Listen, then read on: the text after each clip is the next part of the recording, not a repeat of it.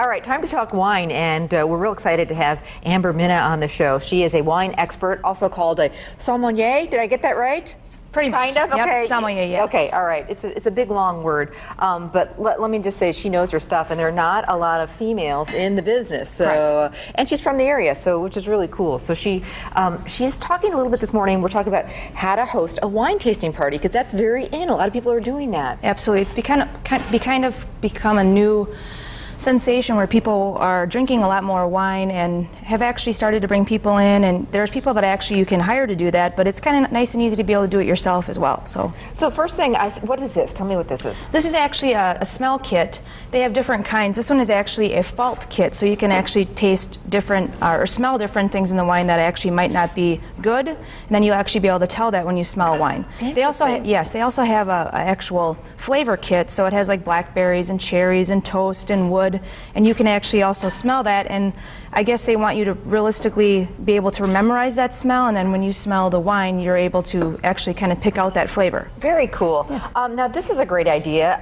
this is for blind tasting. You wrapped a bottle in tin foil. I've also seen them in paper bags, so people don't know, how expensive a wine is or what they're tasting, and they, Right. Is that how that works? Yeah, actually, when you wrap some party ideas, I guess, are actually having a blind tasting, which you would wrap these bottles, and people wouldn't have that preconceived notion of maybe what that wine is. Okay. Because, like for instance, we do this in meetings sometimes. We'll maybe wrap a bottle that's not expensive, and then when you taste it, you don't have that notion, so you're like, oh, I actually maybe do kind of like this without kind of knowing how much it is. Great idea. Or if somebody says, oh, I just don't like Cabernet, and all of a sudden this is what this is, and it's yummy. Or everybody can bring their own bottle, and which is kind of fun idea to do, and wrap them all up, and then there's a winner who people can vote on who like the best wine or something like that. That's a fun thing to do. What in the world is this? This is actually something that Francis Ford Coppola came out with. It's actually a can of champagne, or a can of sparkling wine.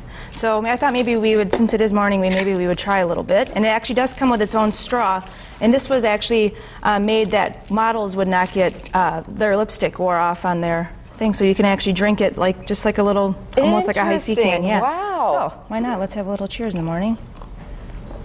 Sounds good to me. Sparkling in a can. Very fun, convenient, you know. Yeah, and actually a lot of people have used these for bridal showers and parties. It is good. It's really nice, easy to drink. Fun to put in a gift basket.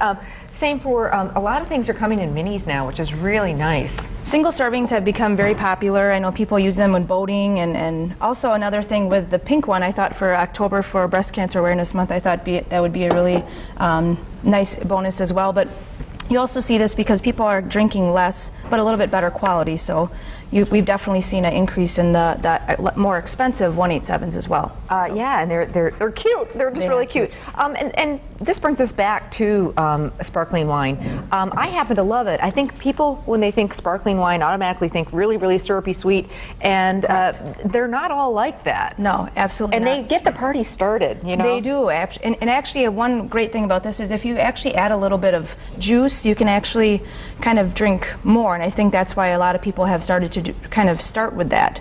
It's a mixture, and then you end up pomegranate juice, or pineapple juice, mimosas, peach bellinis. Very, very fun. And then you brought just a couple others we wanted to mention because we're about running out of time. Tell me about this one quick. This is actually a French Rosé, which have become popular. It's dry, not sweet, so that's kind of another step up, I guess, from that whole new sweet counter going on. We have a Zinfandel as well, which is a red Zinfandel, not a white Zinfandel, which is like a Cabernet, very full-bodied. And then lastly, we have the chocolate wine, which has kind of been in the last year a very, very hot item.